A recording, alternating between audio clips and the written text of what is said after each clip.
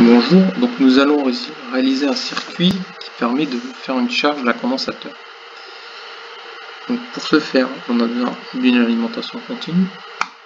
Donc on vient chercher en bas ici dans le menu. En double-cliquant sur le composant, donc là vous n'allez pas le voir sur la vidéo, mais on peut afficher donc les paramètres de l'alimentation. Donc je l'appelle E pour le nom et je lui donne une valeur de 10 volts. Et si on coche les cases ou l'écrit display, ça permet d'afficher les valeurs. Donc là, normalement, vous devez voir apparaître 10 volts. Et le nom, je l'ai appelé E. Donc je vais aller chercher maintenant une résistance. Donc il est marqué résistor en bas dans le menu. Hop, je l'ajoute. La valeur, je vais lui donner en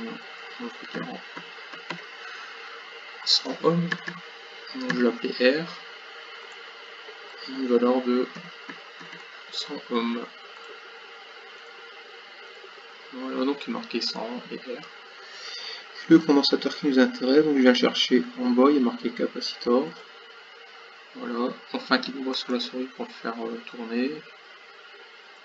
On clique gauche pour le placer.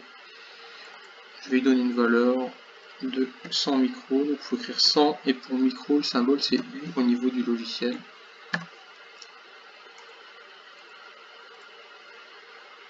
Voilà, donc ça c'est mes 100 micros, et les nombres je vais l'appeler. Je dois pas oublier d'ajouter ce qu'on appelle le ground, donc c'est un point de référence. Sinon, on ne peut pas simuler les circuits s'il n'y a pas de référence pour calculer. Donc là, je relie les composants entre eux avec le crayon qu'on vient chercher en haut. Donc ça, c'est le circuit qui est réalisé. Après, il faut ajouter ce qu'on appelle le simulation contrôle. Donc on va dans le menu Simulate.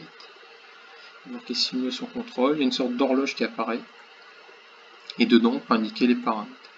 Donc par exemple, il faut écouter, vous ne le verrez pas. Dans Time Step, j'ai mis 0,0001 seconde. Et Total Time, j'ai mis 0,5. Voilà, donc ça c'est des données à mettre dedans. Donc ça veut dire qu'il va calculer en fait jusque 0,5 secondes. Et les pas de calcul, ça va être normalement, donc si je ne dis pas de bêtises, du 1 10-4.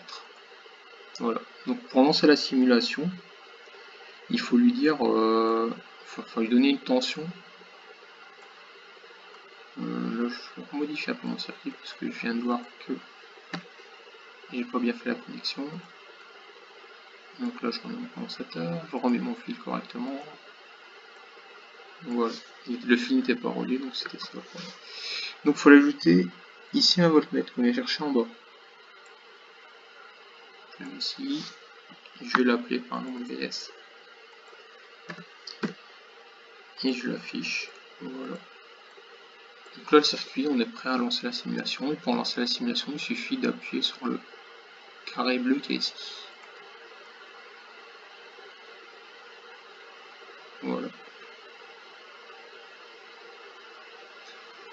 Donc là, vous ne voyez pas, mais moi je vois. Donc j'étais un peu trop loin dans le temps. Donc au lieu de prendre 0,5 secondes, je vais prendre 0,1 seconde pour le temps total de la simulation. Je vais lancer ma simulation, voilà, et tout fonctionne correctement.